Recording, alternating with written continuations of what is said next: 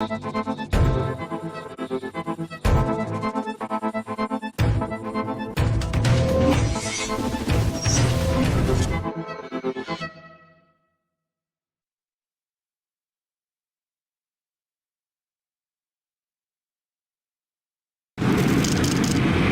ejército ucraniano es muy diverso. Hay una enorme diferencia entre los batallones de voluntarios nacionalistas y las Fuerzas Armadas de Ucrania. Las Fuerzas Armadas de Ucrania son ciudadanos comunes, reservistas y soldados que sirvieron en su momento. Muchos no quieren luchar, pero deben hacerlo porque, según la ley ucraniana, pueden enfrentarse a penas de prisión si se niegan a alistarse. Los tipos que reclutó el gobierno no sabían a dónde los llevaban. A sus madres les dijeron que iban a realizar entrenamientos. Olga Kopcheva trabaja en un programa de intercambio de prisioneros. Ha conocido a muchas madres ucranianas que buscan a sus hijos desaparecidos. Eran jóvenes, de 18, 19, 21 años. No tenían ni idea de lo que estaba pasando. Los convocaron solo para los entrenamientos.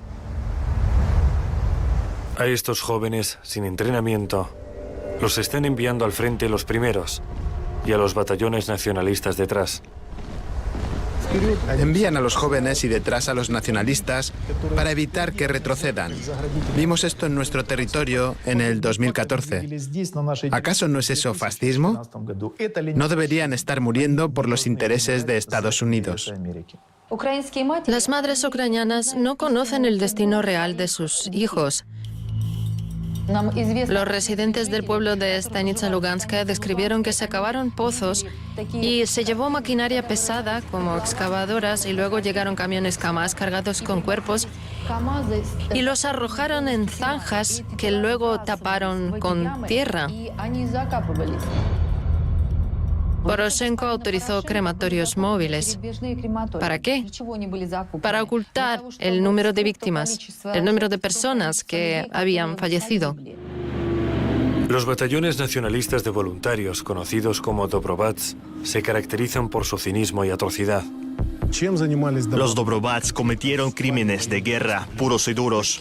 Tortura, violación, ejecuciones extrajudiciales, robos, saqueos. Vasily Prosorov, un exteniente coronel del Servicio de Seguridad de Ucrania, se unió a las milicias populares de Donbass en el 2014. Fue una decisión propia.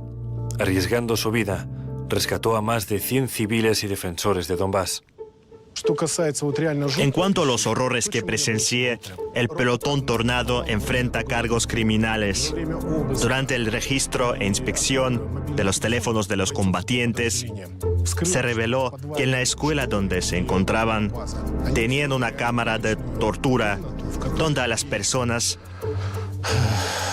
las colgaban del techo por los brazos o por las piernas, violaban niños, mujeres y también hombres, les cortaban los dedos, les tallaban las siglas de Donetsk en la espalda con cuchillos.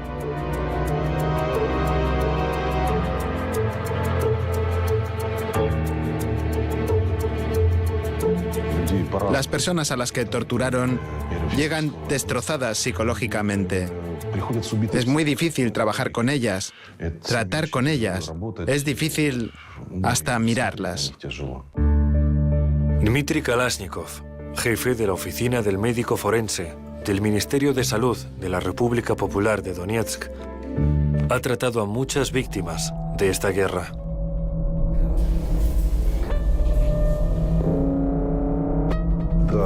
Este joven fue capturado. Así lo atormentaron los llamados batallones nacionalistas.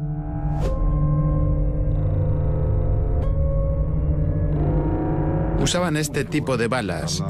Provocan daños muy graves, fuertes lesiones internas, ruptura de órganos y luego son difíciles de encontrar. Son los calibres que usan la OTAN. Estas balas no se pueden disparar con un Kalashnikov.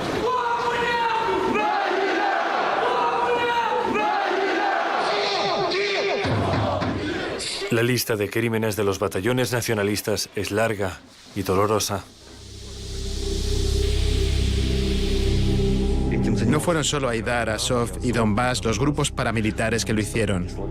Se descubrieron fosas comunes de civiles donde se habían desplegado estos grupos, incluso mujeres embarazadas. En Novosvetlovka se distinguió el mismo batallón Donbass cuando violaban a menores. ¿Esto no es una atrocidad? En la aldea Kreshevatoye mataron a la mitad de los residentes. Es un hecho comprobado. Los criminales armados en la plaza de Maidán eran y son grupos nazis. ¿Sabe que algunos de ellos se pegaron un parche de conquistador en el uniforme y que se les habían prometido esclavos y tierras en Donbass? Conocemos los nombres de estos criminales de guerra, conocemos a los comandantes que dan estas órdenes. Todo está registrado. Esperamos que se lleve a cabo un proceso judicial por el uso de métodos de guerra prohibidos que Ucrania ha utilizado y sigue utilizando hasta el día de hoy.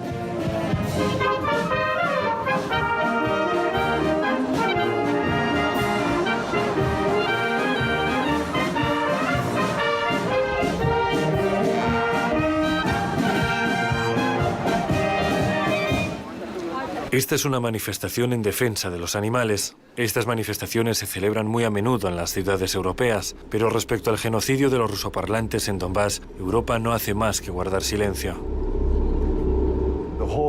A toda la población de Donbass la presentan como terroristas.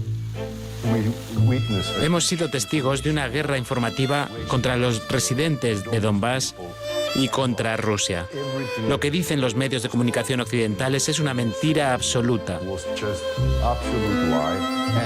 Cuando vine aquí por primera vez a principios del 2015 y vi a esta maravillosa gente, a millones de personas maravillosas, de repente me di cuenta de lo grande que es la mentira que nos habían impuesto.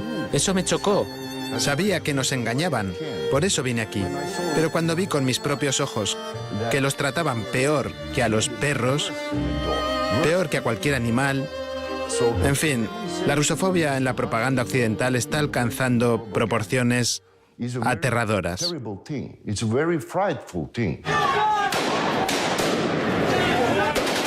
Los medios de comunicación occidentales y ucranianos tienden a no hablar sobre los crímenes de los batallones nacionalistas. A menudo mienten descaradamente, culpando a las milicias de las víctimas. Los medios de comunicación franceses ocultan la verdad y presentan a Rusia como el agresor que ha atacado a Ucrania y a la población local.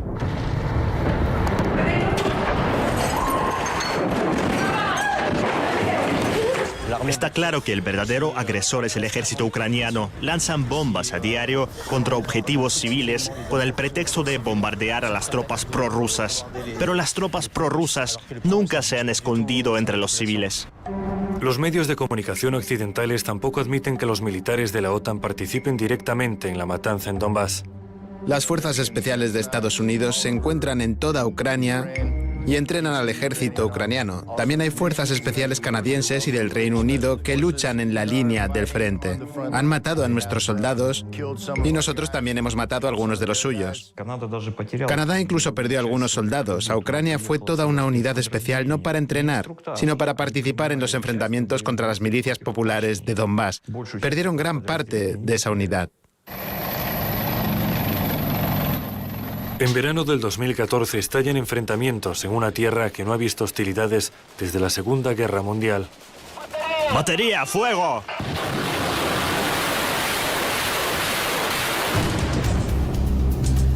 En julio del 2014 tuvo lugar el cerco de Izmarino. En agosto de ese mismo año, el de Ilovaisk.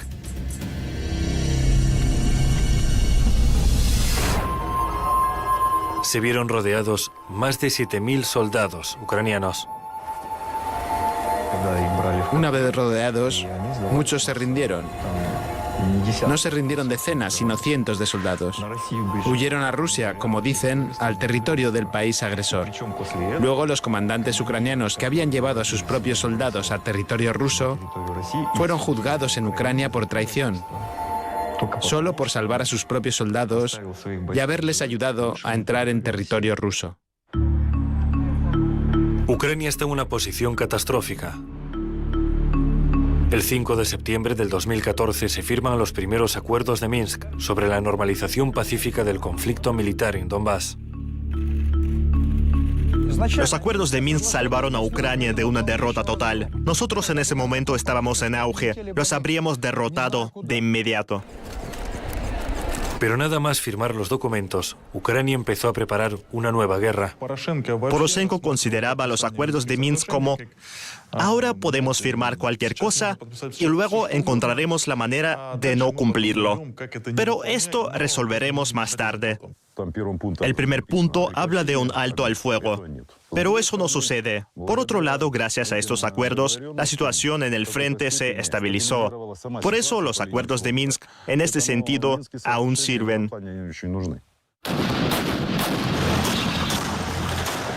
No obstante, en enero del 2015, Ucrania rompe el protocolo de Minsk y en los alrededores de Debaltsevo vuelve a estallar una matanza.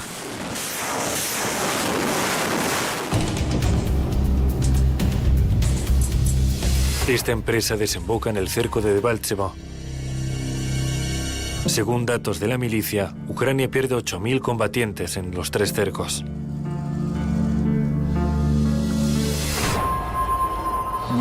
No entiendo por qué el pueblo ucraniano se está exterminando a sí mismo.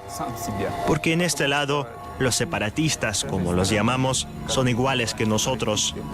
Todos nosotros somos personas. ¿Por qué lo estamos haciendo? Quiero decirles a las madres ucranianas que no dieron a luz para mandar a sus hijos a la muerte. Cuídenlos. Hay un sinnúmero de víctimas que nunca podremos contar. Y los que financian todo esto son oligarcas y globalistas. Y la OTAN lo apoya. Ucrania no podrá poner fin a esta guerra antes de que no destruya este cuartel. Y cuando lo haga, les aseguro que la guerra civil terminará al día siguiente. El 12 de febrero del 2015 se firma la segunda versión de los acuerdos de Minsk. Sin embargo, Ucrania los boicotea hasta el día de hoy. Occidente siempre le ha echado la culpa a Rusia. Cada uno puede tener su propio punto de vista sobre los hechos de aquel entonces. A mí todo esto me parece un acto ilegal de agresión abierta rusa en el sur de Ucrania.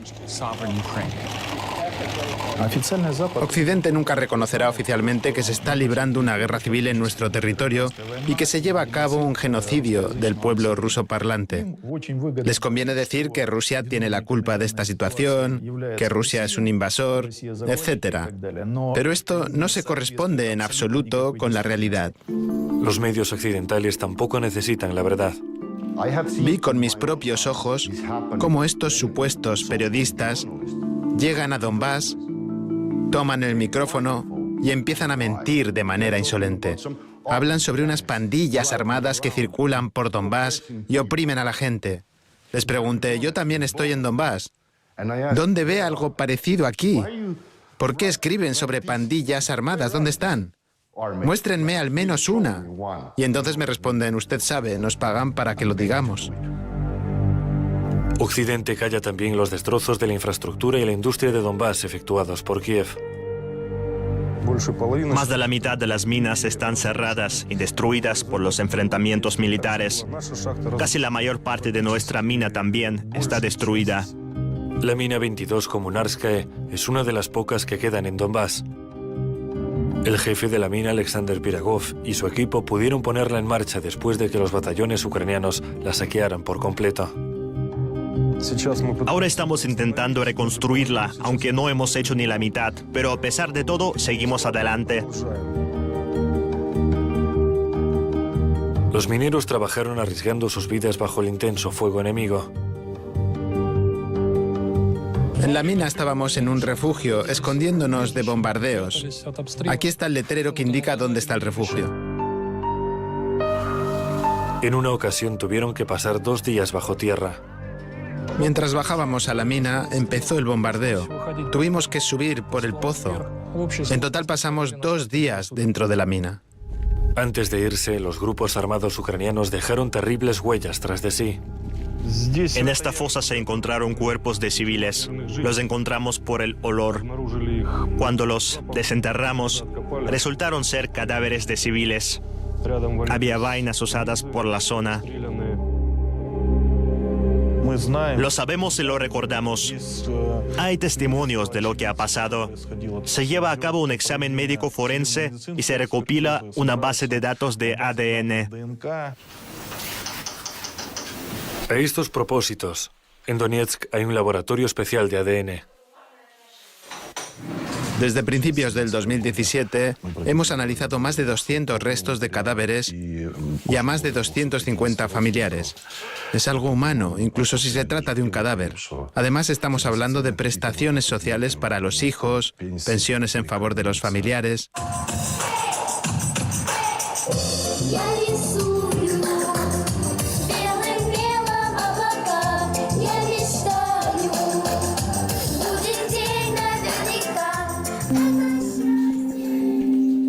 Estos niños entienden muy bien lo que es la guerra. No saben qué es vivir en tiempos de paz. Toda mi vida he vivido en tiempos de guerra. Tengo 8 años. No sé qué es vivir en tiempos de paz. No lo sé. Los adultos que iniciaron la guerra tienen que pararla. Ya ha durado demasiado. Hay que terminar con todo esto.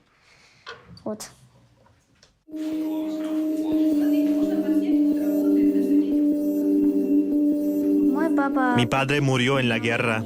Fue enterrado como un héroe. Mi madre fue a servir en el ejército por él. En fin, quiero que la guerra termine pronto y que Hitler desaparezca para siempre.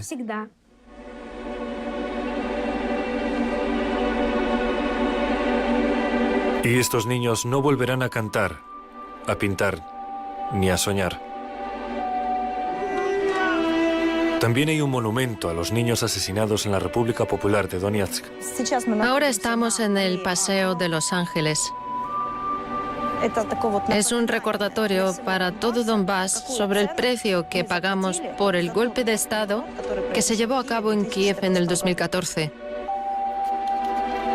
Daria Morozova, comisionada de Derechos Humanos en la República Popular de Donetsk, ha intentado en numerosas ocasiones transmitir a los países occidentales la posición del pueblo de Donbass.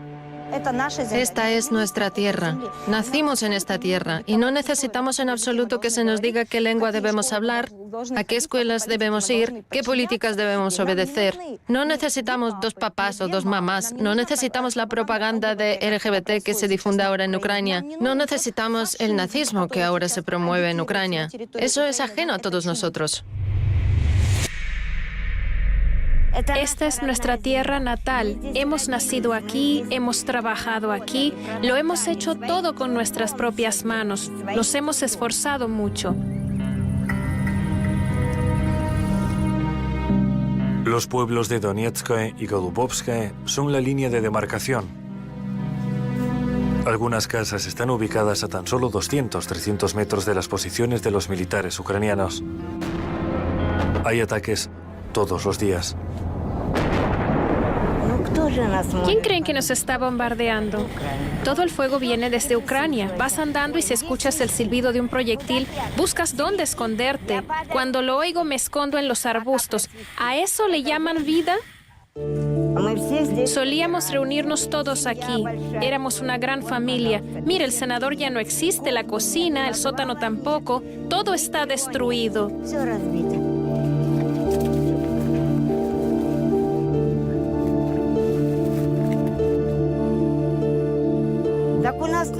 Muchas personas murieron en la calle.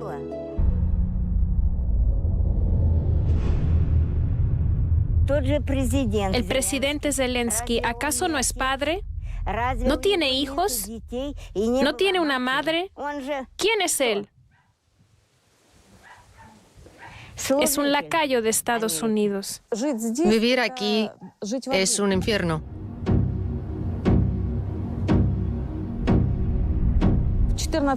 La primera persona asesinada en el 2014 fue un niño de 4 años llamado Iván Polyakov.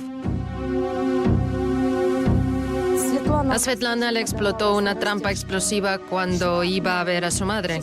Su vida terminó a los 16 años. En la familia Mazurov, 3 niños perdieron a su madre. Es que no puedo.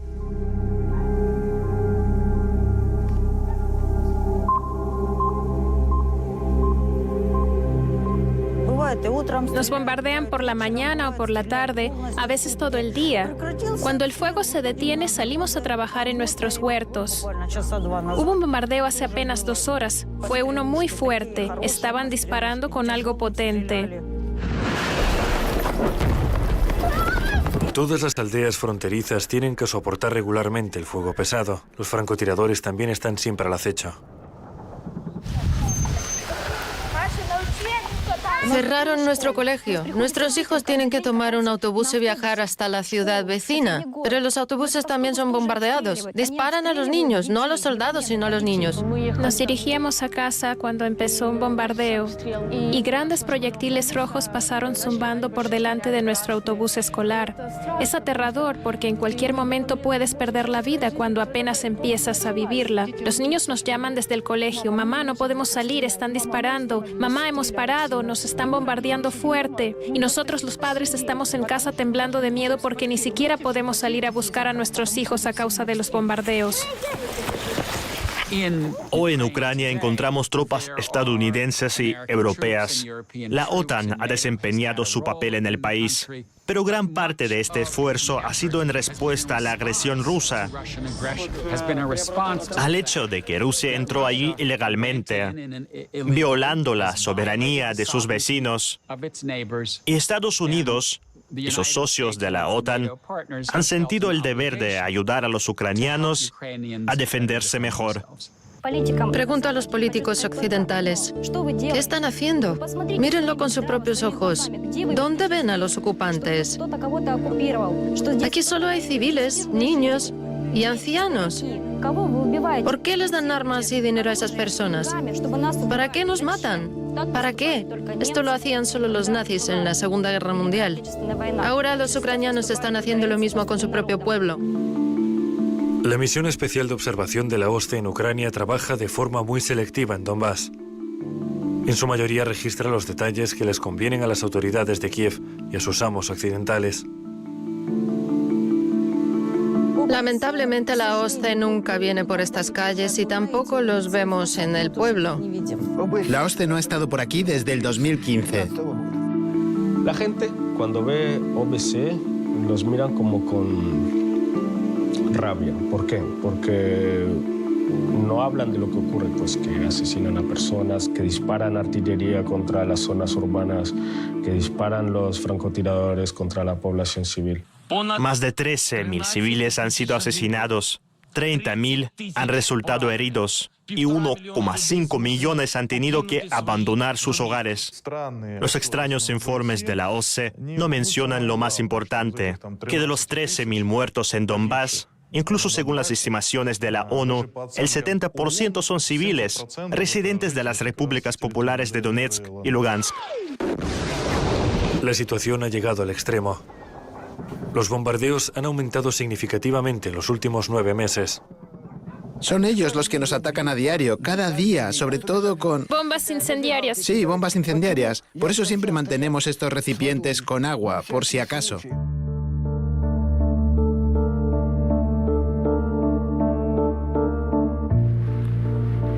Lo que les hicieron a los habitantes de Donbass podría ocurrirle a cualquier otro pueblo, en cualquier parte del mundo. ¿Por qué? Simplemente por intentar proteger su lengua, su cultura y su patria. Solo por eso pueden mostrarlos como si se tratara de un enemigo global. Biden prácticamente le permitió a Zelensky no cumplir los acuerdos de Minsk, lo que empuja a Ucrania cada vez más hacia la guerra en Donbass. Pero a pesar de los incesantes bombardeos y de la presión internacional, Donbass sigue viviendo, trabajando y soñando con un futuro pacífico. Sin Ucrania. La inmensa mayoría ya no puede imaginarse como parte de Ucrania por toda la sangre derramada entre nosotros. Hay demasiada sangre, demasiados muertos, familiares, vecinos y amigos. Es muy difícil encontrar a alguien que quiera volver a ser parte de Ucrania Ese 2 o 3% que sí quisiera volver sueña con la antigua Ucrania, la de antes del 2014. Y si tenemos en cuenta lo que ocurre ahora ahí, ninguna persona en su sano juicio miraría siquiera en esa dirección. Nunca, nunca más, después de todo esto, hacer las paces o volver a Ucrania. Jamás. Es imposible, por los crímenes de guerra cometidos en Donbass. La gente de aquí no quiere estar dentro de Ucrania después de lo que han hecho. Esto lo tienen que comprender de una vez. Más de 25.000 edificios han sido destruidos, incluyendo 315 escuelas y guarderías. Más de 2.000 ancianos, mujeres y niños han sido asesinados. ¿Cómo se puede superar todo esto? Expulsaremos a los malvados fascistas que quieren venir a nuestra tierra. No permitiremos que vengan. Esta es nuestra tierra, nosotros vivimos aquí.